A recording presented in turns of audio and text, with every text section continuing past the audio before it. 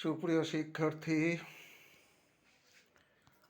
বিদ্যা কাননের পক্ষ থেকে সবাইকে আন্তরিক প্রীতি ও শুভেচ্ছা। আজ এসএসসি 2025 পরীক্ষার্থীদের জন্য জীববিজ্ঞান থেকে অধ্যায় 11 অর্থাৎ জীবের প্রজনন সম্পর্কে সংজ্ঞা দেব আর ফুলের অংশগুলো দেখাবো। বর্ণনা পরের ভিডিওতে পাবে। দেখো, এখানে লিখেছি মর্নিং শোস দ্য ডে, অর্থাৎ সকাল বা প্রভাত দিনটিকে সূচনা করে। এটার বাংলা আরেকটা প্রবাদ আছে যে উঠন্তি মূল পত্তনে চেনা যায়, বা ছেলে মেয়ে কেমন হবে ছোটবেলা থেকেই কিছুটা আন্দাজ করা যায়। যা হোক, আমরা মূল প্রসঙ্গে যাই। প্রথমে আছে, আবার বলছি, জীববিজ্ঞান অধ্যায় 11 জীবের প্রজনন, এসএসসি 2025 পরীক্ষার্থীদের জন্য।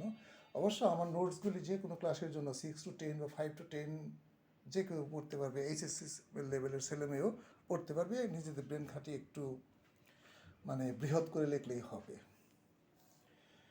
প্রজনন কাকে বলে? প্রজনন সোজা কথা হলো সেক্সুয়াল ফ্যাক্টর, যেটা যে প্রক্রিয়ায় জীব তার পরবর্তী বংশধর সৃষ্টি করে তাকে প্রজনন বলে। রিপিট, যে প্রক্রিয়ায় জীব তার পরবর্তী বংশধর সৃষ্টি করে তাকে প্রজনন বলে। অর্থাৎ জীব মাত্রই বৈশিষ্ট্য হলো একটা বংশধর রেখে যাওয়া, তার চিহ্ন রেখে যাওয়া। এটাও ঠিক তাই, এটাই হলো প্রজনন বা সেক্স যেটাকে বলি আমরা। প্রজনন দুই প্রকার, যথা যৌন প্রজনন, অযৌন প্রজনন। যৌন প্রজনন কাকে বলে? যে প্রক্রিয়ায় শুক্রাণু ও ডিম্বাণু সরাসরি মিলিত হয় তাকে যৌন প্রজনন বলে, যেটা মানুষের ক্ষেত্রে বা প্রাণীর ক্ষেত্রে হয়। আর অযৌন প্রজনন, যে প্রক্রিয়ায় শুক্রাণু ও ডিম্বাণু সরাসরি মিলিত হয় না তাকে অযৌন প্রজনন বলে। আর এই পাতায় দেখাবো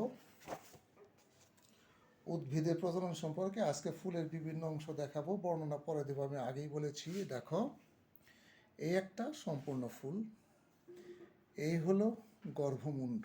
এই যে একটা জবা ফুল নিয়ে প্র্যাকটিক্যাল যদি করতে পারো তাহলে সবচেয়ে ভালো হয়।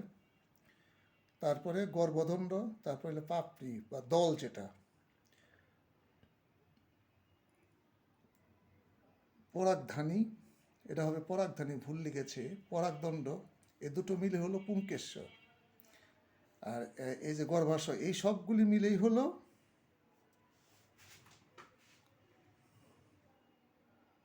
স্ত্রীস্তবক। এই সব কিছু মিলেই হলো স্ত্রীস্তবক। যা হোক, তারপরে আছে বৃত্তাংশ, এই যে, তারপরে আছে পুষ্পাক্ষ, তারপরে আছে পুষ্পবিন্ত, এই গর্ভাশয় আছে। এই সবগুলো, এই যে এখান থেকে এই সমস্ত গর্ভমুণ্ড থেকে শুরু করে এই যে যা কিছু আছে সব নিয়ে হলো স্ত্রীস্তবক। আর লাস্টে হলো পুষ্পবৃন্ত। বৃন্ত মানে বোটা, একটি ফুলের বিভিন্ন অংশ, বা এটা হলো একটা সম্পূর্ণ ফুলের বিভিন্ন অংশ। যেটাই চাক সেটাই দিতে পারবে।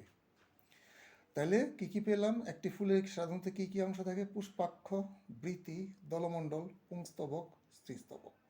আর স্ত্রীস্তবকের মধ্যে কী কী আছে তা দেখালাম। আরেকদিন বর্ণনা সহ আলোচনা করব। সে পর্যন্ত আমার সাথেই থাকো। বেশি বেশি করে লাইক, কমেন্টস, শেয়ার এবং ফলো করো। ধন্যবাদ।